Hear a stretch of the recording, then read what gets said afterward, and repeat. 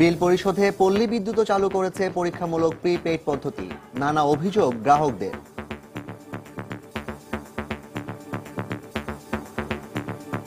Digital দেওয়াতে দেখি ভোগান্তির পরিমাণটাই বেশি হচ্ছে। আগে আমার মিটারে বিল আসতে 425 টাকা, এখন মিটারে বিল আসতেছে আমার 800-1000 টাকার উপরে চলে যেতেছে। আপনাদের এই সুযোগ সুবিধা এত কাটবে, সার্ভিস চার্জ, অনেক কিছু বলা ছিল, কিন্তু এগুলো কোনো গ্রাহকের বুঝাই বলা হয়নি। সফলতা নিয়ে আশাবাদ কর্তৃপক্ষের, মাঠ পর্যায়ে গণসংযোগ বাড়ানোর নির্দেশনা। যেসব স্থানে বা যেসব সমিতিগুলোতে আমরা প্রিপেড মিটার স্থাপন করব, তো সেখানে আমরা গ্রাহকদের সাথে আরো বেশি বেশি সভা করব। নতুন নতুন এলাকায় প্রশ্ন উঠবে, কারণ ওই যে আমার ইনিশিয়াল চার্জটা কেটে নেওয়া হচ্ছে এবং ওই তাকে আগে বিল দিতে হচ্ছে। দেখছিলেন সময়ের বিশেষ শিরোনাম। দুপুরের সময় সঙ্গে রয়েছে আমি এজি মাহমুদ এবং আমি জাফর সাদিক। এবার অন্যান্য শীর্ষ সংবাদ। ঢাকা বিশ্ববিদ্যালয়ের 2015-16 শিক্ষাবর্ষে ভর্তি যুদ্ধ শুরু। প্রতিটি আসনের বিপরীতে 14 শিক্ষার্থী। দ্বিতীয়বার সুযোগ না থাকায় স্বস্তিতে এবারের পরীক্ষার্থীরা। চট্টগ্রামের সন্দ্বীপে গরুর হাটে জোড়া খুনের ঘটনায় পুলিশের তালিকাভুক্ত সন্ত্রাসী মিশু সহ 3 জন গ্রেফতার। 6টি আগ্নেয়াস্ত্র উদ্ধার। সিরাজগঞ্জে মহাসড়কে নির্বিঘ্নে চলছে 3 চাকার যানবাহন, ঘটছে দুর্ঘটনাও। পুলিশের দাবি, সিএনজি অটোরিকশার চলাচল বন্ধে কার্যক্রম অব্যাহত রয়েছে। পরিস্থিতি অনুকূলে থাকা এবছর 2 ঈদেই সিলেটে পর্যটকের ঢল। হোটেল, মোটেল ও রিসোর্টের জমজমাট ব্যবসা। বিগত বছরের ক্ষতি কাটিয়ে উঠেছেন ব্যবসায়ীরা। এবং দেশে প্রতি বছর স্তন ক্যান্সারে প্রাণ হারান হাজার হাজার নারী। চিকিৎসকের কাছে যেতে অনীহা এবং অবহেলায় প্রধান কারণ বলছেন বিশেষজ্ঞরা। চিকিৎসা বিকেন্দ্রীকরণের তাগিদ।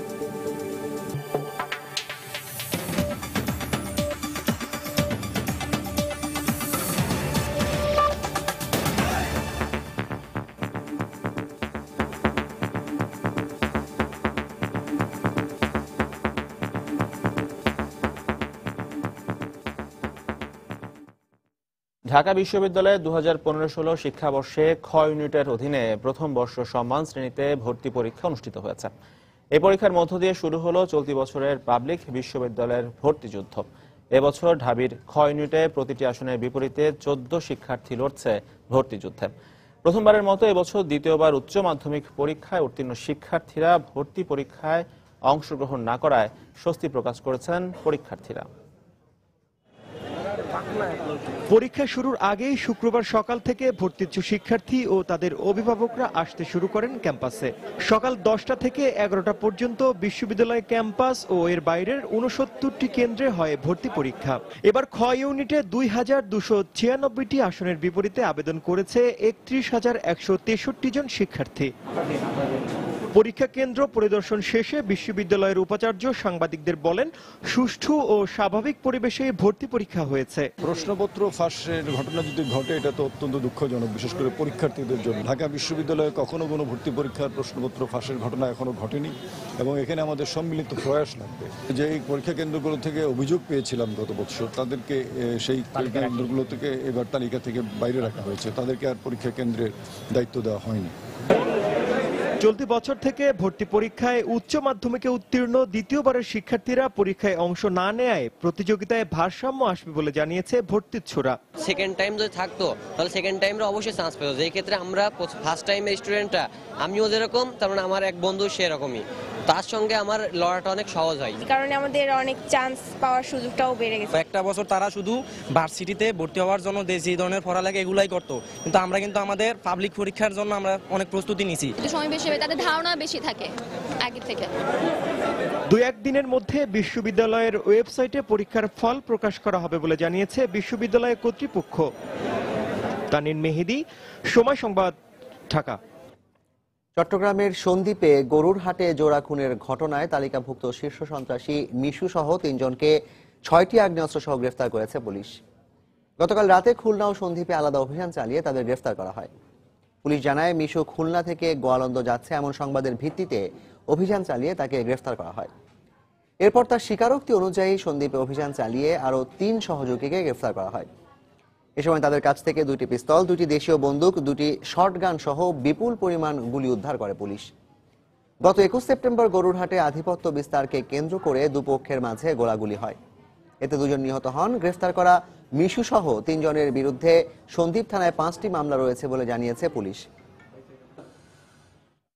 সন্দ্বীপ থেকে মূল আসামি মিশু এবং তার সহযোগী তাদের কাছ থেকে আমরা 9টি পিস্তল, 4টি বন্দুক, প্রচুর কিরিচ পাওয়া যায় এবং এখানে কয়েকটি তাজা গুলি, রাইফেলের গুলি এগুলি পাওয়া যায়। জাপানি নাগরিক কুনিও হোশির লাশ কবে এবং কোথায় দাফন হবে তা এখনো নিশ্চিত হওয়া যায়নি। তার লাশ এখনো রংপুর মেডিকেল কলেজের মর্গের হিমঘরেই রয়েছে। এদিকে হোশিওর লাশ রংপুরের মুন্সিপাড়া কবরস্থানে দাফন করা হবে এমন সংবাদ বিভিন্ন মাধ্যমে খবর প্রচারিত হলেও তা সঠিক নয় বলে দাবি করেছেন সিটি মেয়র শরফুদ্দিন আহমেদ ঝন্টু। তবে জাপানি প্রতিনিধি দলের সঙ্গে কুনিও হোশির দাফন প্রক্রিয়া সম্পর্কে কথা হলেও কোনো সিদ্ধান্ত হয়নি বলে জানিয়েছেন তিনি। সকালে শহরের নিজ বাসভবনে সময় সংবাদকে দেয়া একান্ত সাক্ষাৎকারে তিনি কথা বলেন। তবে এই বিষয়ে জাপানি প্রতিনিধি এবং জেলা ও পুলিশ প্রশাসনের কেউ ক্যামেরার সামনে কথা বলতে রাজি হননি। তারা আমার কাছে প্রসেস জিজ্ঞেস করেছিল, আমি প্রসেসটা তাদেরকে জানিয়েছি এবং মুন্সিপাড়া কবরস্থান থেকে তার বাড়ি যেখানে থাকতো তার ডিস্টেন্স 10 মিনিটের পথ, এটা আমি জানিয়েছি।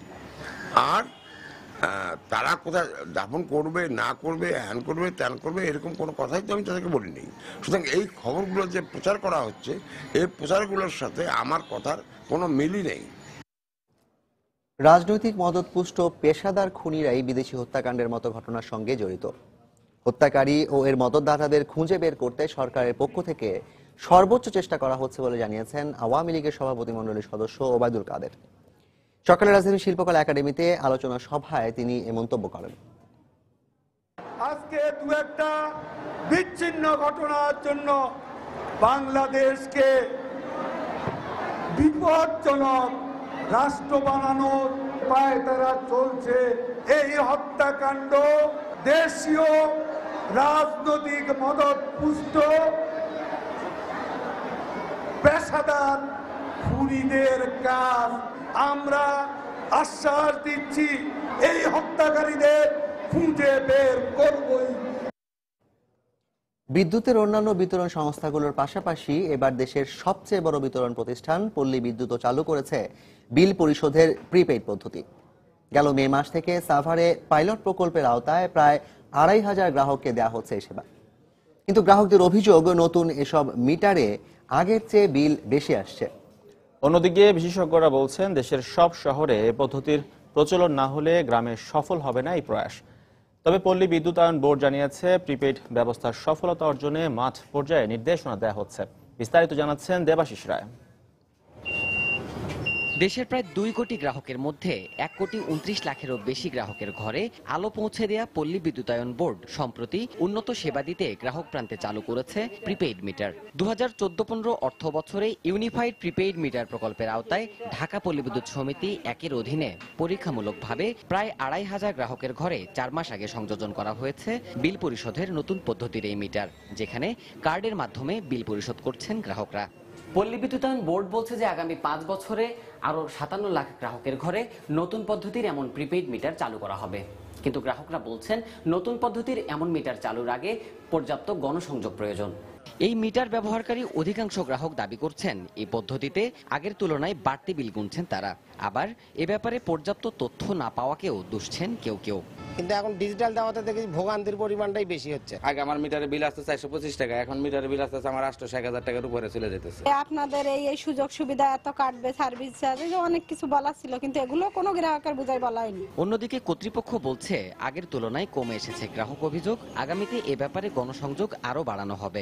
1-2 মাস কিন্তু এই কথা বলবেই যে আমার মিটারে বেশি বিল উঠছে, কারণ ওই যে আমার ইনিশিয়াল চার্জটা কেটে নেওয়া হচ্ছে এবং ওই তাকে আগে বিল দিতে হচ্ছে।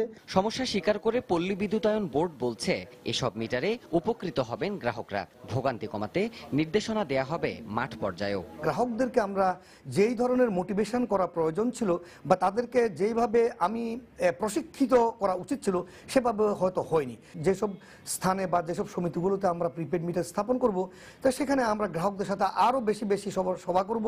তবে বিশেষজ্ঞদের আশঙ্কা, এই পদ্ধতি এখনই খুব একটা কাজে আসবে না। তাদের পরামর্শ, এক্ষেত্রে সরকারকে আরো খানিকটা অপেক্ষা করেই সিদ্ধান্ত নেওয়া উচিত। প্রথমে প্রিপেড মিটার অবশ্যই শহরে এবং ঢাকা শহরে সবখানেই কমপ্লিট করতে হবে এবং কোথায় কি অসুবিধা হয় সেগুলা দেখে বিশ্লেষণ করে সেগুলাকে অ্যানালাইসিস করে তাহলে তারা ওখানে দিতে হবে। শহরতলি থেকে শুরু করে গ্রামীণ জনপদে বিদ্যুৎ সুবিধা পৌঁছে দেওয়ার দায়িত্বে থাকা প্রতিষ্ঠানটি নিজস্ব অর্থায়নে চলতি বছরেই আরও 5,000 প্রিপেইড মিটার চালু করবে। তবে এই ক্ষেত্রে যথাযথ ব্যবস্থা না নিলে এর সফলতা হুমকির মুখে পড়ার আশঙ্কাও রয়েছে। দেবাশিস রায়, সময় সংবাদ, ঢাকা। যারা জঙ্গিবাদের দোসর ও পৃষ্ঠপোষক তাদের সঙ্গে জঙ্গিবাদের বিরুদ্ধে কোনো জাতীয় ঐক্য গড়ে তোলা সম্ভব নয় বলে মন্তব্য করেছেন খাদ্যমন্ত্রী অ্যাডভোকেট কামরুল ইসলাম। সকালে শিল্পকলা একাডেমিতে এক আলোচনা সভায় তিনি আরো বলেন, দেশকে অস্থিতিশীল করার চক্রান্ত এখনো থেমে নেই। যারা জঙ্গিবাদের দোসর, যারা জঙ্গিবাদকে পৃষ্ঠপোষকতা করে, যারা জঙ্গিবাদের অর্থের যোগান দেয়, যারা জঙ্গিবাদের সাথে সরাসরি সম্পৃক্ত, তাদেরকে নিয়ে কোনো অবস্থাতেই জাতীয় ঐক্য হতে পারে না। সমস্ত মানুষ আজকে, সাংবাদিক বলেন, সমস্ত পেশার মানুষ আজকে জঙ্গিবাদের বিরুদ্ধে ঐক্যবদ্ধ।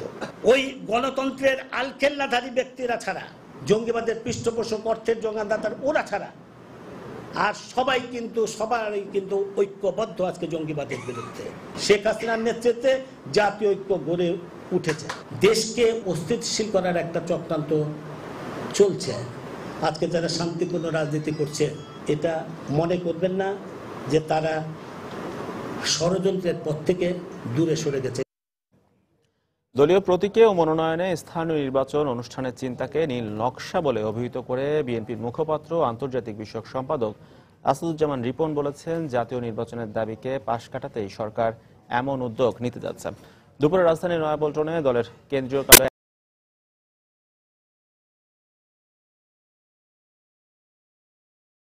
নির্বাচনের যে প্রচেষ্টা সরকার চালাচ্ছে, যে চিন্তা করছে, এটি একটি নীল নকশা।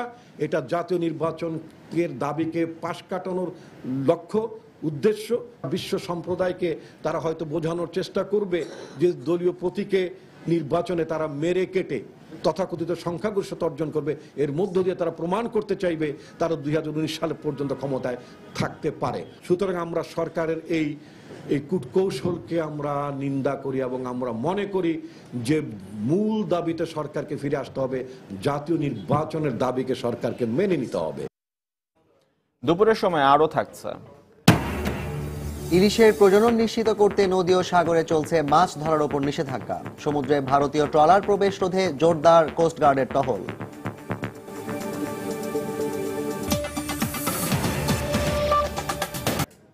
সৌদি আরবের মিনা ট্র্যাজেডিতে মৃত বাংলাদেশি হাজির সংখ্যা বেড়ে 67 জনে দাঁড়িয়েছে বলে নিশ্চিত করেছেন জেদ্দায় বাংলাদেশের নিযুক্ত কনসাল জেনারেল AK-M শহীদুল করিম। এছাড়া 130 জন বাংলাদেশি হাজি সেই ঘটনায় আহত হয়ে হাসপাতালে চিকিৎসাধীন রয়েছেন বলেও জানান তিনি। তবে 109 জন বাংলাদেশি হাজির সন্ধান এখনো পাওয়া যায়নি বলেও জানিয়েছেন তিনি। কনসাল জেনারেল জানিয়েছেন, সেই ঘটনায় মোট 1546 জনের মৃত্যু হয়েছে। এদিকে বৃহস্পতিবার ভারত সরকার জানিয়েছে 81 জন ভারতীয় হাজি ওই দুর্ঘটনায় নিহত হন। এছাড়া ইরানের 465 জন, মিশরের 148 জন এবং ইন্দোনেশিয়ার 120 জন হাজি মিনায় পদদলিত হয়ে মারা গেছেন বলে জানিয়েছে AP। এর আগে সৌদি আরবের পক্ষ থেকে দাবি করা হয় 24 সেপ্টেম্বর মিনা দুর্ঘটনায় 769 জন হাজির মৃত্যু হয়েছে এবং আহত হয়েছে 934 জন। তবে ইরান, পাকিস্তান এবং ভারত অভিযোগ করে আসছিল মৃতের সঠিক সংখ্যা প্রকাশ করছে না সৌদি সরকার। এখনো মিনা দুর্ঘটনার প্রকৃত কারণ অনুসন্ধানে তদন্ত চলছে। সরকারের ওপর পাবলিক বিশ্ববিদ্যালয়ের শিক্ষকদের আস্থা রাখার আহ্বান জানিয়ে শিক্ষামন্ত্রী নুরুল ইসলাম নাহিদ বলেছেন, শিক্ষকদের দাবি মেনে নেওয়া হবে। সকালে রাজধানীর আহসানুল্লাহ বিজ্ঞান ও প্রযুক্তি বিশ্ববিদ্যালয়ে শিক্ষক সম্মেলনে তিনি কথা বলেন। এ সময় তিনি বিশ্ববিদ্যালয়ের শিক্ষকদের ভর্তি পরীক্ষা ও ক্লাস চালিয়ে যাওয়ারও আহ্বান জানান। বিশ্ববিদ্যালয়ের শিক্ষক কিংবা আমাদের সরকারি শিক্ষক তারা কিছু অভিযোগ বলছেন। আমরা খুবই সহানুভূতিশীল শিক্ষকদের প্রতি, এবং সেজন্য আমাদের যখন বেতন বৃদ্ধি হয়, এই যে একটা নতুন পদ্ধতি সকলের জন্য গ্রহণ করা হয়েছে, এই বেতন যেমন দ্বিগুণ হলো, প্রতি বছর অটোমেটিক্যালি 5% বেতন সকলের বেড়ে যাবে। তাদেরকে আস্থা রাখতে হবে যে নিশ্চয়ই এই শিক্ষকদের প্রতি সরকারের শ্রদ্ধা আছে, সম্মান আছে। স্বতন্ত্র বেতন স্কেল, সরকারি মাধ্যমিক বিদ্যালয়ের শিক্ষকদের টাইম স্কেল চালু সহ সিলেকশন গ্রেডে পুনর্বহালের দাবিতে মানববন্ধন করেছে বাংলাদেশ সরকারি মাধ্যমিক সহকারী শিক্ষক সমিতি। সকালে জাতীয় প্রেস ক্লাবের সামনে আয়োজিত মানববন্ধনে এই দাবি করেন বক্তারা। এ সময় সহকারী শিক্ষকদের পদটিকে নবম গ্রেডে উন্নীত করার দাবি করেন তারা। এছাড়াও মাধ্যমিক শিক্ষা অধিদপ্তর গঠন, দ্রুত পদোন্নতি, নিয়োগ সহ সরকারি সকল শিক্ষা প্রতিষ্ঠানে শিক্ষক শিক্ষার্থী দিবস চালুর দাবি জানান। পাশাপাশি চ্যাম্পিয়ন্স অব দ্য আর্থ ও আইসিটি সাস্টেইনেবল ডেভেলপমেন্ট অ্যাওয়ার্ড অর্জন করায় প্রধানমন্ত্রীকে অভিনন্দনও জানান মানববন্ধনে অংশ নেওয়া শিক্ষকরা। মৃত্যুদণ্ডপ্রাপ্ত জামায়াত নেতা আলী আহসান মোহাম্মদ মুজাহিদের সাথে কেন্দ্রীয় কারাগারে দেখা করেছেন তার পরিবারের সদস্যরা। সকাল 10:40 মুজাহিদের স্ত্রী সহ তার পরিবারের সদস্যরা কারাগারে আসেন। মুজাহিদের সঙ্গে সাক্ষাৎ করতে কারাগারের ভেতরে প্রবেশ করেন তার স্ত্রী, 3 ছেলে ও 1 মেয়ে সহ পরিবারের 5 জন। 1 ঘন্টা সাক্ষাৎ শেষে মুজাহিদের স্ত্রী তামান্না জাহান আশা প্রকাশ করে বলেন, রিভিউর রায়ে তারা ন্যায় বিচার পাবেন। রাষ্ট্রপতির কাছে ক্ষমা চাওয়ার বিষয়ে কোনো কথা হয়নি বলেও জানান তার স্ত্রী। গত 1 অক্টোবর জামায়াত নেতা মুজাহিদকে কেন্দ্রীয় কারাগারে মৃত্যু পরোয়ানা পাঠ করে শোনায় কারা কর্তৃপক্ষ। তবে রায়ের বিরুদ্ধে রিভিউ করার সিদ্ধান্ত নিয়েছেন মুজাহিদের আইনজীবীরা। রাজধানীর ফার্মগেটে অজ্ঞান পার্টির খপ্পরে পড়ে আব্দুল মোমেন নামে এক ব্যক্তির মৃত্যু হয়েছে। গতকাল সন্ধ্যায় রাজধানীর ফার্মগেট ওভারব্রিজের নিচে এই ঘটনা ঘটে। প্রত্যক্ষদর্শী ও স্বজনরা জানান, নিহত আব্দুল মোমেন গাজীপুর ভাড়া বাসা থেকে তার ভাতিজাকে নিয়ে বাসে করে ঢাকায় আসছিলেন। ফার্মগেটে এসে বাস থেকে নেমে একটি ডাব কিনে খাওয়ার পরপরই অজ্ঞান হয়ে পড়েন তিনি। পরে স্বজনরা তাকে মেডিকেলে ভর্তি করানোর পর রাত 3টার দিকে চিকিৎসাধীন অবস্থায় ঢাকা মেডিকেলে আব্দুল মোমেনের মৃত্যু হয়। অজ্ঞান পার্টির সদস্যরা এভাবে ডাব সহ বিভিন্ন খাদ্যদ্রব্যের সঙ্গে চেতনানাশক ঔষধ মিশিয়ে সাধারণ মানুষের সঙ্গে প্রতারণা করে বলে জানিয়েছে পুলিশ। ফার্মগেট থেকে উঠছিলাম বাসের মধ্যে আর কি, পরে ডাব খাইছিল, পরে আবার গাড়ির মধ্যে ওই আমরা দেখতে পাচ্ছিলাম না, সামনে উঠছিল, আমরা উঠছিলাম পিছনে। পরে উনি অজ্ঞান অবস্থা আমরা পাইছি আর কি। পরে আবার ওরা তাড়াহুড়ার কারণে ওরা আসতে পারলো না, পরে আমি ঢাকা মেডিকেল হাসপাতালে নিয়ে আসছিলাম। গাজীপুরে ট্রেনের ধাক্কায় রেল ব্রিজ থেকে পড়ে 2 পোশাক শ্রমিকের মৃত্যু হয়েছে। এ ঘটনায় আহত হয়েছেন আরো 3 জন। সকাল 7:30টার দিকে ভুরুলিয়া রেল ব্রিজে দুর্ঘটনা ঘটে। পুলিশ জানায়, তাবলিগ জামায়াত থেকে ফেরার পথে রেল ব্রিজ অতিক্রম করছিলেন 5 জন। এ সময় জামালপুরগামী একটি কমিউটার ট্রেনের ধাক্কায় খাদে পড়ে যান তারা। পরে গুরুতর আহত অবস্থায় স্থানীয়রা তাদের উদ্ধার করে শহীদ তাজউদ্দিন আহমদ মেডিকেল কলেজ হাসপাতালে নেয়ার পথে রমজান ও পারভেজ নামে 2 জনের মৃত্যু হয়। বাকি 3 জন ওই হাসপাতালে চিকিৎসাধীন রয়েছেন। নিহত 2 জন গাজীপুরের কোনাবাড়ি এলাকার কেয়া নিট কারখানার শ্রমিক ছিলেন। সিরাজগঞ্জে গুলিবিদ্ধ হয়ে আসাদুল নামে এক ডাকাত নিহত হয়েছে। র্যাবের দাবি, বন্দুকযুদ্ধে তার মৃত্যু হয়েছে। ভোরে সদর উপজেলার মোর গ্রামে এ ঘটনা ঘটে। র্যাব 12 এর কোম্পানি কমান্ডার মহিউদ্দিন ফারুকী জানান, অভিযান চলাকালে র্যাবের উপস্থিতি টের পেয়ে তাদের লক্ষ্য করে গুলি ছোঁড়ে ডাকাত দল। এ সময় আত্মরক্ষার্থে র্যাবও পাল্টা গুলি ছুড়লে বাকিরা পালিয়ে গেলেও গুলিবিদ্ধ হয় আসাদুল। পরে তাকে উদ্ধার করে সদর হাসপাতালে নেওয়া হলে কর্তব্যরত চিকিৎসক মৃত ঘোষণা করেন। এ সময় ঘটনাস্থল থেকে একটি বিদেশি রিভলভার, 3টি রামদা, 3 রাউন্ড গুলি ও 21 রাউন্ড শটগানের কার্তুজ উদ্ধার করা হয়। এদিকে নিহতের বিরুদ্ধে টাঙ্গাইলের ভুয়াপুর থানায় ডাকাতি ও ধর্ষণ সহ একাধিক মামলা রয়েছে বলে নিশ্চিত করেছে র্যাব। দীর্ঘ 5 বছর পর বাগেরহাটে মংলা ঘোষিয়াখালী আন্তর্জাতিক নৌ চ্যানেলে সব ধরনের পণ্যবাহী নৌযান চলাচল শুরু করেছে। তবে নাব্যতা রক্ষায় চ্যানেল সংযোগকারী 3 শতাধিক সরকারি খালে অবৈধ বাঁধ অপসারণের দাবি জানিয়েছেন এলাকাবাসী। বিডব্লিউটিএ জানায়, গত 3 অক্টোবর মংলা ঘোষিয়াখালী চ্যানেল দিয়ে পরীক্ষামূলকভাবে 10 থেকে 11 ফিট ড্রাফটের বেশ কয়েকটি পণ্য বোঝাই জাহাজ চলাচল করে। এতে কোনো সমস্যা দেখা না দেয় পরের দিন চ্যানেলটি সব ধরনের নৌযান চলাচলের জন্য উন্মুক্ত করে দেওয়া হয়। পাশাপাশি চ্যানেলের নাব্যতা ঠিক রাখার জন্য ড্রেজিংয়ের কাজ অব্যাহত রয়েছে। এদিকে চ্যানেলের পানি প্রবাহ স্বাভাবিক রাখতে সংযোগকারী 3 শতাধিক সরকারি খালে অবৈধ বাঁধ অপসারণের দাবি জানিয়েছেন স্থানীয়রা।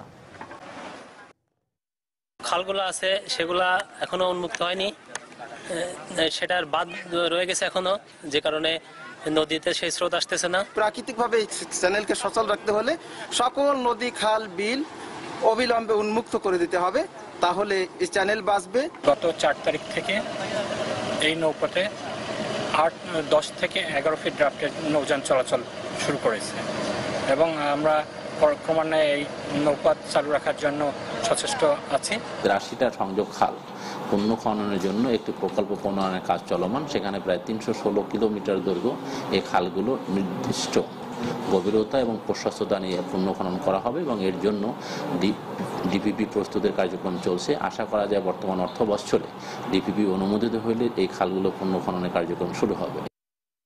মহাসড়কে 3 হুইলার যান চলাচলে নিষেধাজ্ঞার পরও সিরাজগঞ্জের বিভিন্ন মহাসড়কে নির্বিঘ্নে চলছে অটোরিকশা সহ 3 চাকার যানবাহন। আইন শৃঙ্খলা রক্ষা বাহিনীর সদস্যদের চোখের সামনে সব যান চলাচল করলেও নেওয়া হচ্ছে না কোনো আইনগত ব্যবস্থা। তবে মহাসড়কে 3 চাকার যান চলাচল বন্ধের কার্যক্রম অব্যাহত রয়েছে বলে দাবি পুলিশের। বিজ্ঞকুণ্ডর পাঠানো তথ্য ও ছবি নিয়ে ডেস্ক রিপোর্ট।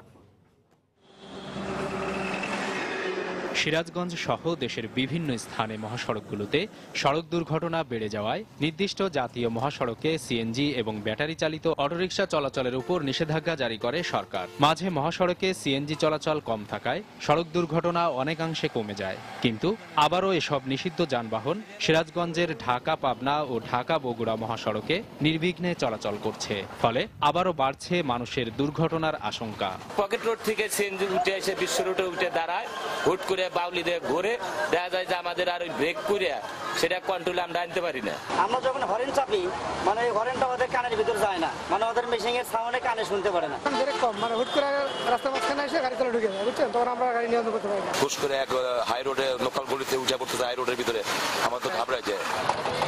তবে সরকারি ঘোষণার পর মহাসড়কে 3 হুইলার চলাচলে অভিযান চলছে। যদি কেউ নির্দেশ অমান্য করে তার বিরুদ্ধে আইনানুযায়ী ব্যবস্থা নেওয়া হবে বলে জানান পুলিশের এই কর্মকর্তা। যদি কোথাও কোনো জায়গাতে আমাদের অগোচরে এবং কোনো দুর্বলতার কারণে মহাসড়কে 3 হুইলার উঠে যায়, সেই বিষয়গুলো আমরা আবার পর্যবেক্ষণ করব যে কেন উঠে যাচ্ছে এবং সেই অনুযায়ী নতুন করে আমাদের পরিকল্পনা আমরা গ্রহণ করব। গত মাসে সিরাজগঞ্জে 4টি সড়ক দুর্ঘটনায় নিহত হয়েছে 17 জন। এর মধ্যে গত 21 সেপ্টেম্বর রাতে উল্লাপাড়ায় ট্রাক চাপায় 4 সিএনজি যাত্রী নিহত হন। সময় সংবাদ, সিরাজগঞ্জ। দেশে প্রতি বছর স্তন ক্যান্সারে আক্রান্ত হয়ে প্রাণ হারাচ্ছেন হাজার হাজার নারী। আর বিশেষজ্ঞরা বলছেন চিকিৎসকের কাছে যেতে অনীহা এবং নিজের ও পরিবারের অবহেলাই এ রোগে মৃত্যুর প্রধান কারণ। রাজধানীর বাইরের হাসপাতালগুলোকে আধুনিকীকরণ ও চিকিৎসা ব্যবস্থার বিকেন্দ্রীকরণের মাধ্যমে দরিদ্র রোগীদের সুচিকিৎসার আওতায় আনা সম্ভব বলে মনে করেন তারা। এমন প্রেক্ষাপটে সারা দেশে পালন করা হবে স্তন ক্যান্সার সচেতনতা দিবস। বিস্তারিত জানাচ্ছেন তাহসিনা জেসি। কয়েক মাস আগে রাজধানীর একটি বেসরকারি ক্লিনিকে স্তনের টিউমার অপারেশন করান সাফিয়া বেগম। অপারেশনের কিছুদিন পর তাকে জানানো হয় তার শরীরে বাসা বেঁধেছে স্তন ক্যান্সার। সাফিয়া বেগমের মতো স্তন ক্যান্সারে আক্রান্ত অনেক নারী অজ্ঞতা ও ভুল চিকিৎসার কারণে সর্বশান্ত হয়ে দিন গুনছেন অনিশ্চিত অন্ধকার জীবনের। টিউমার তো কাটতে ফেলায় দিছে, অপারেশন করছে, অনেক বলে ক্যান্সার হয়ে গেছে। টাঙ্গাইল সাবলাকে নিতে আইলাম, কয় বেশে বোধে বেশটি মারেছে, আজকে অপারেশন করানো। আন্তর্জাতিক গবেষণা সংস্থা গ্লোবক্যানের পরিসংখ্যান বলছে বাংলাদেশে প্রতি বছর প্রায় 18,000 নারী স্তন ক্যান্সারে আক্রান্ত হচ্ছেন, আর মৃত্যুমুখে পতিত হচ্ছেন 8,000-এর বেশি নারী। বিশেষজ্ঞরা বলছেন বিষয়টি নিয়ে রোগীদের লজ্জা আর অবহেলার কারণে প্রতিরোধযোগ্য স্তন ক্যান্সার অনেক ক্ষেত্রেই হয়ে ওঠে প্রাণঘাতী। আপনার মা, বোন, খালা, ফুপু এনাদের যদি ব্রেস্ট ক্যান্সার থাকে তখন সেই ঝুঁকিটা অনেক বেশি। আর্লি ব্রেস্ট ক্যান্সারে যে শুধু যদি চাকাটা ফেলা হয় এবং তারপর যে রেডিওথেরাপি দেওয়া হয়, তাহলে সেক্ষেত্রে যে সার্ভাইভাল অ্যাডভান্টেজ সেটা আপনার পুরো ব্রেস্ট ফেলে দেওয়ার থেকে ইনফ্যাক্ট ইটস বেটার। তারা আরো বলেন স্তন ক্যান্সারের চিকিৎসা ব্যয়বহুল নয়, তবে রোগীদের কাছে চিকিৎসা সম্পর্কে সঠিক তথ্য না থাকায় কিছু বেসরকারি ক্লিনিক তাদের কাছ থেকে আদায় করে নেয় বিশাল অঙ্কের টাকা। আমরা যাদেরকে চিনি জানি বড় সার্জন, বড় ডাক্তার হিসেবে, বড় ক্যান্সার বিশেষজ্ঞ হিসেবে, তারা কি করে এই সুযোগটা নিয়ে তারা একটা অপারেশন করতে 1 লাখ টাকা নেবে। মানসিকতার মধ্যে একটা ব্যবসায়িক মনোভাবটা চলে আসছে। আমাদের 19টা মেডিকেল কলেজ আছে, ওই যে বিশেষজ্ঞ সার্জন আছে 2 সপ্তাহ 3 সপ্তাহ যদি জাতীয় ক্যান্সার ইনস্টিটিউট ট্রেনিং দেয়, তাহলে তখন আর এই চিকিৎসার মান নিয়ে কোনো প্রশ্ন থাকবে না। বিশেষজ্ঞরা আরো বলেন দেশেই কম খরচে স্তন ক্যান্সারের চিকিৎসা নিশ্চিত করা গেলে রোগীদের দেশের বাইরে যাবার প্রবণতা কমে আসবে। বিশেষজ্ঞরা বলছেন চিকিৎসা সম্পর্কে সঠিক তথ্য না পাবার কারণেই সুচিকিৎসা পাচ্ছেন না স্তন ক্যান্সারে আক্রান্ত রোগীরা। এ বিষয়ে সচেতনতা সৃষ্টির জন্য সামাজিক আন্দোলন গড়ে তোলার উপর জোর দিয়েছেন তারা। তাহসিনা জেসি, সময় সংবাদ, ঢাকা।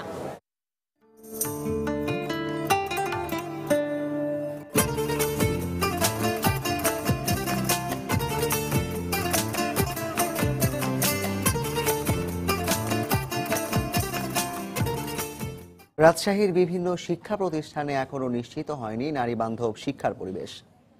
এজন্য সামাজিক উন্নয়নে পিছিয়ে পড়ছে তারা। অন্যদিকে শিক্ষাবিদরা মনে করেন প্রতিটি শিক্ষা প্রতিষ্ঠানে নারী কাউন্সিলর থাকলেই কেবল এ অবস্থার উত্তরণ সম্ভব। হাবিবুর রহমান পাপ্পুর তোলা ছবিতে বিস্তারিত জানাচ্ছেন সাইফুর রহমান রকি।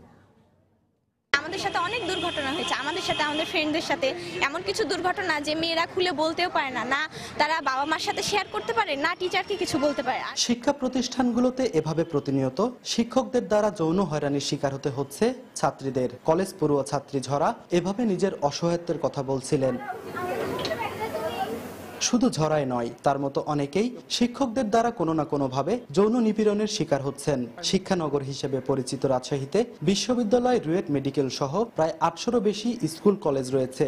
এসব শিক্ষা প্রতিষ্ঠানগুলোতে ছেলেদের পাশাপাশি মেয়েরাও পড়াশোনায় সমান তালে এগিয়ে যাচ্ছে, কিন্তু অধিকাংশ শিক্ষা প্রতিষ্ঠানগুলোতে নেই ছাত্রীদের জন্য পর্যাপ্ত কমন রুম, টয়লেট ও যথাযথ নিরাপত্তা ব্যবস্থা। মেয়েদের জন্য তো অনেক নিরাপত্তার প্রয়োজন হয়। আমরা যেহেতু বাইরে এসে পড়াশোনা করছি, হচ্ছে কোনো একটা সমস্যা হলো, স্যার ক্লাস নিচ্ছে, তখন তো আমরা স্যারকে বলতে পারছি না। আমাদের প্রিন্সিপালটা যদি মহিলা হতো তাহলে আমরা আমাদের প্রবলেমটা আরো বেশি ভালো করে শেয়ার করতে পারতাম। তবে ছাত্রীদের এসব সমস্যা সমাধানে পর্যায়ক্রমে ব্যবস্থা গ্রহণের আশ্বাস দিলেন শিক্ষা প্রতিষ্ঠানগুলোর প্রধানরা। কলেজের পশ্চিম পাশে এই প্রাচীর ঘিরে পিছনে বিল্ডিং এর পাশ দিয়ে কতগুলো বাগান আছে, ওই এলাকায় 1-2টা টয়লেট করে দেওয়া আর কিছু বসার জন্য যদি বেঞ্চ তৈরি করে দিই, দীর্ঘক্ষণ গাছের নিচে পড়ালেখা করতে পারবে। মেয়েদের একটা ডে কেয়ার আমরা করার জন্য আপাতত জুলজি বিভাগে এটা পরিচালিত হচ্ছে।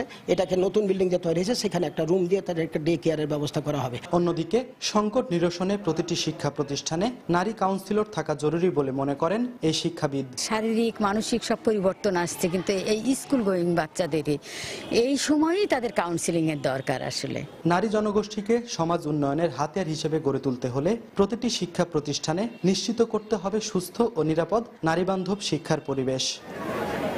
সাইফুর রহমান রকি, সময় সংবাদ, রাজশাহী। অনুকূল পরিস্থিতির কারণে চলতি বছরের 2 ঈদের ছুটিতেই সিলেটে পর্যটকদের ঢল নামে। ফলে হোটেল, মোটেল ও রিসোর্টের ব্যবসাও ছিল বেশ জমজমাট। আর ব্যবসায়ীরা জানান, রাজনৈতিক অস্থিরতার কারণে বিগত বছরগুলোর ক্ষতি এক মৌসুমেই কাটিয়ে উঠেছেন তারা। এদিকে ঈদুল আজহার ছুটি শেষ হলেও এখনো সিলেটমুখী পর্যটকদের স্রোত রয়েছে। তবে সবগুলো পর্যটন কেন্দ্রের সড়কের বেহাল দশায় বেকায়দায় পড়তে হচ্ছে পর্যটকদের। নৌশাদ চৌধুরী আহমেদ চৌধুরীর ক্যাম্প ছবিতে আব্দুল আহাদের রিপোর্ট। 2012 সালের পর এবছরই কোনো ধরনের রাজনৈতিক সহিংসতা ছাড়াই 2টি ঈদ পালিত হয় দেশে। আগের বছরগুলোতে পাবলিক যানবাহনে নাশকতার কারণে নিরাপত্তাহীনতায় পর্যটকরা বন্ধ করে দেয় ভ্রমণ। এতে ভাটা পড়ে পর্যটন ব্যবসায়। পর্যটনকে কেন্দ্র করে গড়ে ওঠা এ অঞ্চলের হোটেল, মোটেল ও রিসোর্টগুলো চরম বিপর্যয়ের মুখে পড়ে। তবে চলতি বছরের 2টি ঈদেই রাজনৈতিক পরিস্থিতি সম্পূর্ণ পর্যটন বান্ধব হওয়ায় সারা দেশ থেকে পর্যটকরা ভিড় করেন সিলেটে। আর কুরবানির ঈদে সবগুলো আবাসিক হোটেল ছিল বুকড। এইবার কক্সবাজার থেকেও বেশি লোক সিলেটে আসছে, তার কারণ সিলেট যেহেতু ঢাকার থেকে মাত্র 5 থেকে 6 ঘন্টার ডিফারেন্সে, তো সুতরাং অনেকেই সিলেটকে ফার্স্ট ডেস্টিনেশন হিসেবে তারা চুজ করছে। ব্যবসায়ী নেতারা জানান, বিগত বছরে রাজনৈতিক পরিস্থিতির কারণে তারা অনেকে ব্যবসা গুটিয়ে নেয়ার চিন্তা করেছিলেন, তবে সেই ক্ষতি পুষিয়ে নেওয়া সম্ভব হয়েছে এবার। অনেক সময় নিজস্ব অন্য জায়গা থেকে কর্জ করে এনে তারপর ব্যাংকে অন্ততপক্ষে টিকিয়ে থাকার জন্য করেছি। আমাদের যারা স্টাফ ছিল বা এদের খাওয়া দাওয়া সবগুলোই আমরা করেছি। এবছর করাতে আমরা লাভ হয় নাই, বাট আমরা যেটা আমরা পিছনে ছিলাম সেটাকে আমরা পুষিয়ে নেওয়ার চেষ্টা করতেছি। এদিকে এবারের ঈদের ছুটি অনেক আগে শেষ হলেও থামেনি সিলেটমুখী পর্যটকের স্রোত। তবে এখানকার পর্যটন কেন্দ্রগুলোর সড়কের বেহাল অবস্থায় বিপাকে পড়তে হয় ভ্রমণকারীদের। এখানকার যে প্রাকৃতিক যে দৃশ্যগুলো সেগুলো উপভোগ করার মতো। বিভিন্ন জায়গায় ঘুরে দেখেছি, তার চেয়ে সিলেট বেশ পরিচ্ছন্ন, ফাঁকা শহর আর নৈসর্গিক দৃশ্য এর জন্য ভালো লেগেছে। যোগাযোগ ব্যবস্থা এত ভঙ্গুর, এতটা কষ্টদায়ক যে মনে হচ্ছে যে আমাদের জার্নিটা মনে হয় অসম্পূর্ণ থেকে যাচ্ছে। রাস্তাটা যদি ভালো থাকে এবং মানুষ বারবার ওইখানে যাবে। সিলেটের প্রধান 4টি পর্যটন স্পট জাফলং, বিছনাকান্দি, রাতারগুল ও পান্থমাই অবস্থিত গোয়াইনঘাট উপজেলায়। আব্দুল আহাদ, সময় সংবাদ, সিলেট। রাজধানীর পাইকারি বাজারে বেড়েছে প্রায় সব ধরনের মাছের সরবরাহ। এর ফলে গেল সপ্তাহের তুলনায় বেশিরভাগ মাছের দাম কেজিতে 50 টাকা পর্যন্ত কমেছে বলে জানালেন আড়ত মালিকরা। নদীর পানি কমতে থাকায় মাছের দাম আরও কমার সম্ভাবনা রয়েছে বলেও জানিয়েছেন তারা। তবে স্থিতিশীল রয়েছে সামুদ্রিক মাছের দাম। রাজধানীর সোয়ারীঘাট পাইকারি মাছ বাজার ঘুরে এসে বিস্তারিত জানাচ্ছেন কামরুল হাসান সবুজ। সপ্তাহের অন্যান্য দিনের তুলনায় শুক্রবারে বাড়তি চাহিদা থাকায় সোয়ারীঘাট পাইকারি মাছ বাজারে বেচাকেনাও হয় বেশি। ঈদের পর গত সপ্তাহে আমদানি কম থাকলেও এই সপ্তাহে আড়তগুলোতে রয়েছে মাছের পর্যাপ্ত সরবরাহ। ফলে রুই, কাতলা, বোয়াল, বাইম, চিংড়ি সহ বেশিরভাগ মাছের দাম কমেছে বলে জানালেন আড়ত মালিকরা। পাশাপাশি বেড়েছে বিক্রিও। কম্পারেটিভলি আজকে বাজার একটু ভালো, আজকে একটু বিক্রি ভালোই। সাপ্তাহিক ছুটির দিন হওয়াতে মনে হয় ক্রেতা তুলনামূলক কম বেশি। রুই মাছ 170 টাকা 60 টাকা বেচে, এখন দাম কয় 130 টাকা 40 টাকা। ইলিশ মাছ আজকে অভিযান আজকে শেষ 15 দিনের, কাল পরশু থেকে আমদানি হইব। বল মাছ যেটা ছিল 300 টাকা কেজি, এটা এখন 250 টাকা কেজি, এবং চিংড়ি মাছ যেটা ছিল 700 টাকা কেজি বর্তমানে 580-600 টাকা বিক্রি হচ্ছে। মাছের প্রচুর আমদানি হচ্ছে, আরো আমদানি হবে, সামনে আরো দাম কমবে। বাজারে প্রতি কেজি চাষের কই 120 টাকা, সরপুটি 120, বাইম 400 আর পাঙ্গাস বিক্রি হচ্ছে 100 টাকায়। দাম কম পেয়ে সন্তুষ্টির কথা জানালেন পাইকাররা। 7-8 দিন 10 দিন আগে থেকে এখন কেজিতে 30 টাকা 40 টাকা 50 টাকা কম। অন নিতে পারতাছে, আগে মাছ নিতে পারি নাই, অন কিনো জিতন যায়, বেচো আরাম পাওয়া যায়। তবে সরবরাহ কিছুটা বাড়লেও আগের দামেই বিক্রি হচ্ছে সামুদ্রিক মাছ। পোয়া মাছ 2018-19 টাকা পাট্টা বিঘে, লাল মাছ 1500-1600 টাকা পাট্টা, 16 কেজি 17 কেজি এক পাটা। গত সপ্তাহে দাম বাড়েও নেই কমও নেই, মাছে একরকম রেট আছে।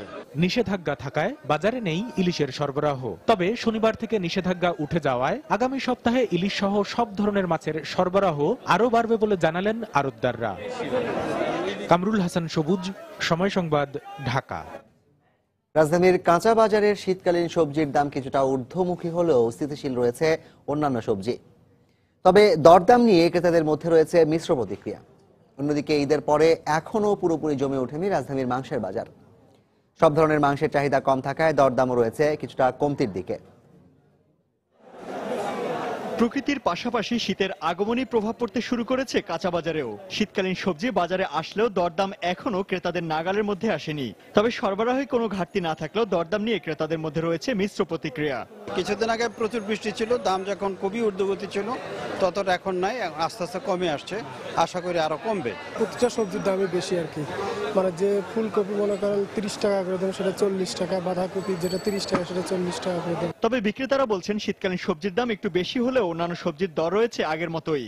এমনকি ঈদের আগের তুলনায় সবজির দর কমেছে বলেও দাবি বিক্রেতাদের। কাঁচা মরিচ হলো আপনার হলো 160 টাকা কেজি, সিম হলো 120 টাকা কেজি, ফুলকপি 40 টাকা পিস, আর বেগুন হলো 100 টাকা কেজি। পটল 50 টাকা, উচ্ছে 100 টাকা, করলা 80 টাকা, লতি 50 টাকা। এদিকে পুঁইশাক, পালং শাক থেকে শুরু করে প্রায় সব ধরনের শাকই রয়েছে এই বাজারে। আর দরদাম নিয়েও ক্রেতাদের সন্তুষ্টির কথাই শোনা গেল। কম্পারেটিভলি অন্যান্য সবজির তুলনায় মানে শাকের দামটা আমার কাছে কম মনে হচ্ছে। যেমন আমি 3 আটি কচু শাক কিনলাম 20 টাকা, এটা রিজনেবল মনে হয় আমার কাছে। লাল শাক 15 টাকা বেশি, জোড়া 25 বেশি, লাশ 20 টাকা।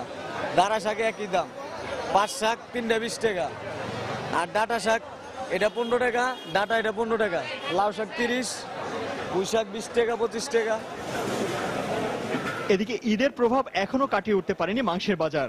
অধিকাংশ মাংসের দোকান বন্ধ থাকলেও কিছুটা দাম কমেছে আগের তুলনায়।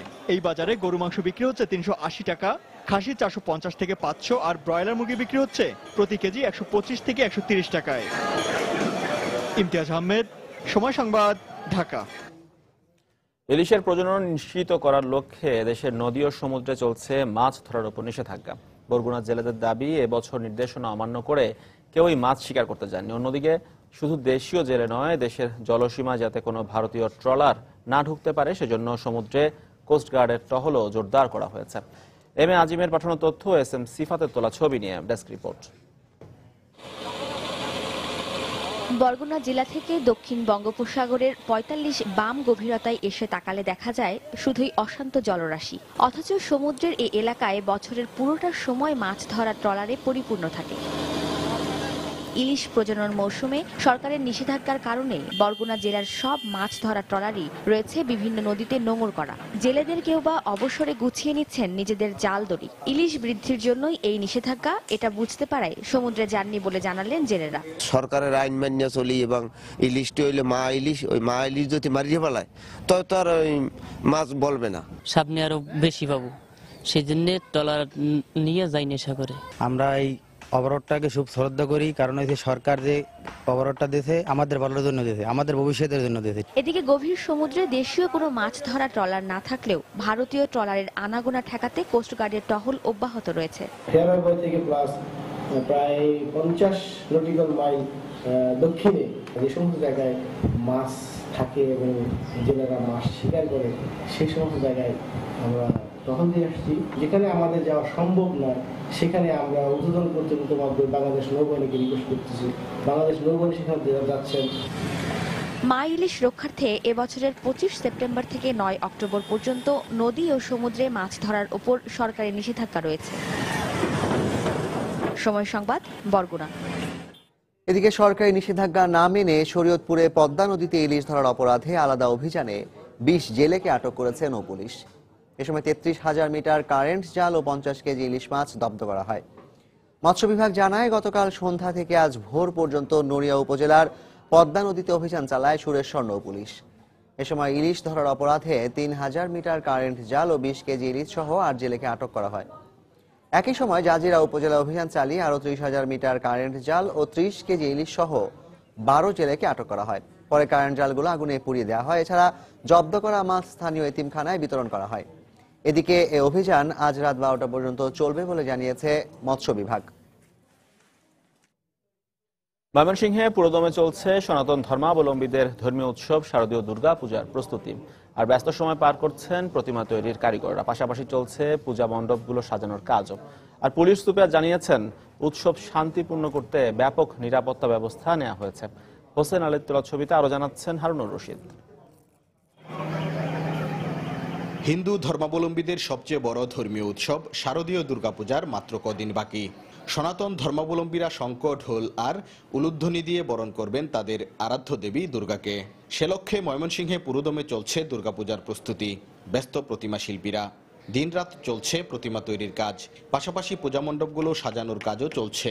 প্রতিমা শিল্পীরা জানান, নির্ধারিত সময়ের আগেই প্রতিমা তৈরির কাজ শেষ হবে। মাটির কাজ হয়ে গেছে, এখন ফাটা জোড়ানি, রং করা, সাজানি গোছানি এইসব কাজ বাকি। ফিনিশিং করতেছি, এখন কিছুদিনের মধ্যে রং করবো। সর্বশেষ যেটা চক্ষুদান, ওটা করার পরে আমাদের কাজ মূলত শেষ। পূজারীরা তাদের মনোবাসনা পূরণের প্রার্থনা করবেন তাদের দেবীর কাছে। এজন্য হিন্দু ধর্মাবলম্বীদের ঘরে ঘরে চলছে পূজার প্রস্তুতি। পূজা অঞ্জলির জন্য যে সমস্ত জিনিস দরকার সেগুলো আর কি জোগাড় করতেছে। পূজাতে আমরা অনেক মজা করি, কেনাকাটা করি, দুঃখ গ্লানি ভুলে গিয়ে পূজার মধ্যে যে আনন্দে ও উচ্ছ্বাসে সবাই মিলে যখন একসাথে হই, ওই পূজাটা হইতেছে আমাদের কাছে তাই। সুউচ্চ তোরণ, রং বেরঙের আলোর ঝলকানি আর ব্যতিক্রমী আয়োজনে এবারও ময়মনসিংহে দুর্গাপূজা অনুষ্ঠিত হবে বলে জানান পূজা উদযাপন পরিষদের নেতারা। পূজা মণ্ডপগুলিতে রক্তদান কর্মসূচি থাকবে, বস্ত্র বিতরণ থাকবে দুস্থদের মাঝে, এবং প্রসাদ বিতরণ সকল মণ্ডপেই থাকবে। এদিকে জেলার শীর্ষ পুলিশ কর্মকর্তা জানান, প্রতিমা তৈরি থেকে বিসর্জন পর্যন্ত শান্তি শৃঙ্খলা বজায় রাখতে ব্যাপক নিরাপত্তা ব্যবস্থা গ্রহণ করা হয়েছে।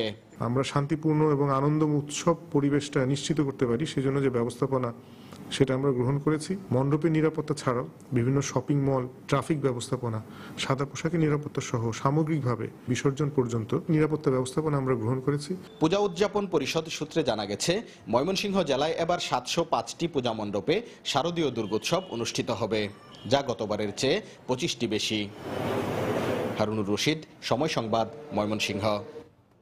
সেবা প্রতিষ্ঠান লায়ন্স ক্লাবের উদ্যোগে অক্টোবর সেবা মাস 2015 উপলক্ষে রাজধানীতে এক বর্ণাঢ্য র্যালি অনুষ্ঠিত হয়েছে। সকালে সংসদ ভবনের সামনে অনুষ্ঠানের উদ্বোধন করেন স্বরাষ্ট্রমন্ত্রী আসাদুজ্জামান খান কামাল। লায়ন্স ক্লাবের জেলা গভর্নর MA হালিম পাটোয়ারির নেতৃত্বে র্যালিটি মানিক মিয়া এভিনিউ থেকে শুরু হয়ে আগারগাঁও লায়ন্স ভবনে গিয়ে শেষ হয়। সেবা মাস উপলক্ষে লায়ন্স ক্লাব রক্তদান কর্মসূচি, চিত্রাঙ্কন প্রতিযোগিতা, গরু ছাগল বিতরণ সহ বিভিন্ন কর্মসূচি হাতে নিয়েছে।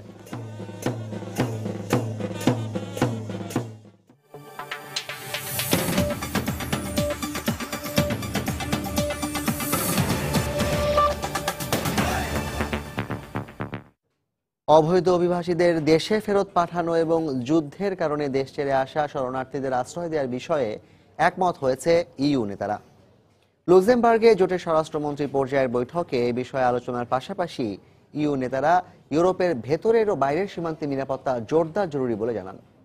এছাড়া বাধ্যতামূলক কোটার আওতায় চলতি মাস থেকেই অভিবাসীদের ইউরোপে ছড়িয়ে দেওয়ার কথা জানিয়েছেন অভিবাসী বিষয়ক ইইউ কমিশনার দিমিত্রিস আভ্রামোপৌলোস। গ্রিসের পাইরিয়াস উপকূলে বৃহস্পতিবার অন্তত ২৫০০ অভিবাসীবাহী একটি জাহাজ ভেড়ে পূর্বাঞ্চলীয় লেসবস উপকূলে অভিবাসীদের চাপ বাড়তে থাকায় তাদের ধাপে ধাপে এই বন্দরে নিয়ে আসার উদ্যোগ নেয় কর্তৃপক্ষ। গত ১৫ দিনে গ্রিসে অন্তত ৫০,০০০ ইউরোপমুখী অভিবাসী এসেছে বলে জানায় তারা। যুদ্ধের কারণে আজ আমাদের এই অবস্থা। ইউরোপ আর জাতিসংঘের উচিত আমাদের মানুষ হিসেবে বিবেচনা করা। একটা সুন্দর ভবিষ্যতের জন্য আমরা নিরাপত্তার শান্তি চাই। সিরিয়া শরণার্থীদের পাশাপাশি মধ্যপ্রাচ্য, এশিয়া ও আফ্রিকার বিভিন্ন দেশ থেকে অসংখ্য অভিবাসী ইউরোপে ভিড় করায় এ সংকট সমাধানে অবৈধ অভিবাসীদের দেশে ফেরত পাঠানোর বিষয়ে জোর দেন ইইউ নেতারা। এই বিষয়ে বৃহস্পতিবার লুক্সেমবার্গে ইইউ এর স্বরাষ্ট্রমন্ত্রী পর্যায়ের বৈঠক হয়। অভিবাসন আইন শরণার্থীদের জন্য আন্তর্জাতিক মানবতা আইন অনুযায়ী যারা যুদ্ধের কারণে দেশ ছেড়েছে শুধুমাত্র তারাই আশ্রয়ের দাবি করতে পারে। আমরাও তাদের মানবাধিকার রক্ষার পক্ষে অনড় থাকব এবং শরণার্থীদের সাহায্য করে যাব। আজকের বৈঠক এটাই প্রমাণ করছে যে অভিবাসী সংকট মোকাবেলায় সমন্বিত হয়ে কাজ করাটা কতটা জরুরি। শুধু বলকান রাষ্ট্রগুলোই এ নিয়ে মাথা ঘামাবে তা নয়, পুরো বিশ্বের উচিত এক্ষেত্রে এগিয়ে আসা। ইউরোপের প্রধান কয়েকটি প্রবেশমুখে ইউরোপীয় কর্তৃপক্ষের নির্দেশে ইইউ এর সীমান্তরক্ষী মোতায়েনের প্রস্তাব করেছে ফ্রান্সের স্বরাষ্ট্রমন্ত্রী ভেরনাহ কাজিয়ানভ। ইউরোপের অভ্যন্তরীণ সীমান্তের পাশাপাশি ইউরোপের প্রধান প্রবেশমুখে নিরাপত্তা ব্যবস্থা আরো উন্নত করার বিষয়ে জোর দেন জার্মানির স্বরাষ্ট্রমন্ত্রী থমাস দি মাইজের। ১,৬০,০০০ অভিবাসীকে বাধ্যতামূলক কোটার আওতায় ইউরোপের বিভিন্ন রাষ্ট্রে ভাগ করে দেওয়ার বিষয়ে ইউরোপীয় কমিশন যে প্রস্তাব দিয়েছিল তা শুক্রবার থেকেই কার্যকর করা হবে বলে জানায় অভিবাসী বিষয়ক ইইউ কমিশনার। প্রথম ধাপে অভিবাসীদের ইতালি থেকে সুইডেন পাঠাতে এরই মধ্যে সব প্রক্রিয়া শেষ হয়েছে উল্লেখ করে অবৈধ অভিবাসীদের দেশে ফেরত পাঠানোর কথা জানান তিনি।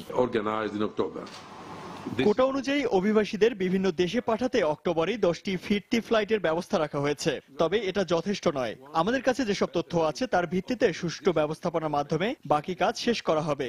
এতে কয়েকটি দেশ থেকে অভিবাসীর চাপ কমবে। অস্ট্রিয়ার সীমান্তবর্তী জার্মানির পাসো শহরের একটি শরণার্থী শিবির পরিদর্শনে গিয়ে ইউরোপীয় কমিশনের প্রেসিডেন্ট জন-ক্লদ জাঙ্কার এ সংকট মোকাবিলায় ইইউ নেতাদের আরো দ্রুত পদক্ষেপ নেওয়ার আহ্বান জানান। সঞ্জনা চৌধুরী, সময় সংবাদ।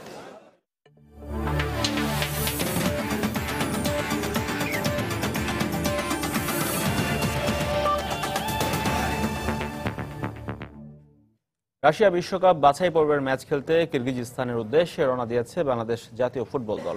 নতুন কোচের অধীনে প্রথম আন্তর্জাতিক ম্যাচে ভালো খেলার প্রত্যাশা মামুনুলদের কণ্ঠে। প্রথমবারের মতো এবং দীর্ঘদিন পর দলে ডাক পাওয়া খেলোয়াড়রাও ভালো পারফরমেন্স উপহার দিতে চান। ইতালিয়ান কোচ ফাবিও লোপেজের অধীনে প্রায় 2 সপ্তাহ অনুশীলন করার পর আজ ঢাকা ছাড়ল বাংলাদেশ দল। বিশ্বকাপ বাছাইয়ের ম্যাচে অংশ নিতে সকাল 11:30টার দিকে 23 সদস্যের দল কিরগিজস্তানের উদ্দেশ্যে রওনা হয়। নতুন কোচের অধীনে পরিবর্তিত পজিশন আর ভিন্ন কন্ডিশনে খেলাটা কঠিন হলেও ভালো খেলার প্রত্যাশা করছে দল। পাশাপাশি শেখ জামালের হয়ে কিরগিজস্তানে ম্যাচ খেলার অভিজ্ঞতা রয়েছে এই স্কোয়াডের বেশ কয়েকজন খেলোয়াড়ের। কন্ডিশনের সাথে খাপ খাইয়ে নিতে সে অভিজ্ঞতা কাজে লাগবে বলেও মনে করছেন তারা। সেই সাথে দলে প্রথমবারের মতো ডাক পাওয়া ফরওয়ার্ড নবীব নেওয়াজ জীবনও সুযোগ পেলে নিজেকে প্রমাণ করতে মুখিয়ে রয়েছেন। ন্যাশনাল টিমে আসার পরই প্রথমবার চান্স পেয়ে গেছি খেলার জন্য। এখন যদি আমার কোচ মাঠে নামায় তো আমি ভালো কিছু করার চেষ্টা করব। এই ম্যাচ একটু টাফ হলো। আমরা যেভাবে এখন প্ল্যানিং করে যাচ্ছি এখান থেকে, যে তাদের যদি আমরা কোনো সুযোগ না দিই, একটা সুযোগ আমাদের পেলে আমরা একটা সুযোগ কাজে লেগে জানি 3 পয়েন্ট নিয়ে দেশে ফিরতে পারি। বিশ্বকাপ বাছাই পর্বের খবর। হার দিয়ে বিশ্বকাপ বাছাই মিশন শুরু করলো লাতিন আমেরিকা অঞ্চলের 2 ফুটবল পরাশক্তি ব্রাজিল ও আর্জেন্টিনা। চিলির মাঠ স্তাদিও নেসিওনাল মার্টিনেজে আতিথ্য নিয়ে 2-0 গোলে হেরে গেছে 5 বারের বিশ্ব চ্যাম্পিয়ন ব্রাজিল। অন্যদিকে ইকুয়েডরের বিপক্ষে ঘরের মাটিতে একই ব্যবধানে হারের তিক্ত স্বাদ পেয়েছে মেসিবিহীন আর্জেন্টিনা। নেইমারবিহীন ব্রাজিলের বিপক্ষে ম্যাচের শুরু থেকেই আক্রমণাত্মক খেলতে থাকে চিলি। তবে ছেড়ে কথা বলেনি ব্রাজিলও। কিন্তু দুদলই গোলের সহজ কিছু সুযোগ নষ্ট করলে ম্যাচের প্রথমার্ধটা ছিল গোলশূন্য। ম্যাচের 72 মিনিটে ভরগাসের গোলে এগিয়ে যায় চিলি। গোল পরিশোধে মরিয়া ব্রাজিল প্রতিপক্ষের রক্ষণ দুর্গে বেশ কটি আক্রমণ শানালেও কাজের কাজ হয়নি কিছুই। উল্টো ম্যাচের শেষ মিনিটে সানচেজের গোলে 2-0 ব্যবধান হেরে মাঠ ছাড়ে সেলেসাওরা। এদিকে লাতিন আমেরিকার বিশ্বকাপ বাছাইয়ে ইকুয়েডর ও আর্জেন্টিনা ম্যাচের প্রথমার্ধটাও ছিল গোলশূন্য। তবে ম্যাচের 81 মিনিটে ইরোজের গোলে এগিয়ে যায় ইকুয়েডর। এর 1 মিনিট পর ইকুয়েডরের হয়ে ব্যবধান বাড়ান সেসোডো। ম্যাচের বাকি সময় গোল পরিশোধ করতে না পারলে হার দিয়েই বিশ্বকাপ বাছাই মিশন শুরু করে আর্জেন্টিনা। দুপুরের সময় এ পর্যায়ে শীর্ষ সংবাদ জানিয়ে দিচ্ছি আরেকবার। ঢাকা বিশ্ববিদ্যালয়ের 2015-16 শিক্ষাবর্ষে ভর্তি যুদ্ধ শুরু। প্রতিটি আসনের বিপরীতে 14 শিক্ষার্থী। দ্বিতীয়বার সুযোগ না থাকায় স্বস্তিতে এবারের পরীক্ষার্থীরা। রাজনৈতিক মদতপুষ্ট পেশাদার খুনিরাই বিদেশি হত্যাকাণ্ডের সঙ্গে জড়িত, মন্তব্য ওবায়দুল কাদেরের। জাপানি নাগরিকের লাশ দাফনের ব্যাপারে এখনো সিদ্ধান্ত হয়নি। চট্টগ্রামের সন্দ্বীপে গরুর হাটে জোড়া খুনের ঘটনায় পুলিশের তালিকাভুক্ত সন্ত্রাসী মিশু সহ 3 জন গ্রেফতার, 6টি আগ্নেয়াস্ত্র উদ্ধার। বিল পরিশোধে পল্লী বিদ্যুৎও চালু করেছে পরীক্ষামূলক প্রিপেইড পদ্ধতি। নানা অভিযোগ গ্রাহকদের। সফলতা নিয়ে বিশেষজ্ঞদের আশঙ্কা থাকলেও আশাবাদ কর্তৃপক্ষের। এবং দেশে প্রতি বছর স্তন ক্যান্সারে প্রাণ হারান হাজার হাজার নারী। চিকিৎসকের কাছে যেতে অনীহা এবং অবহেলাই প্রধান কারণ বলছেন বিশেষজ্ঞরা। চিকিৎসা বিকেন্দ্রীকরণের তাগিদ। এই ছিল দুপুরের সময়। যে কোনো খবর পেতে ভিজিট করুন সময়নিউজ.টিভি। সঙ্গে থাকুন সময়।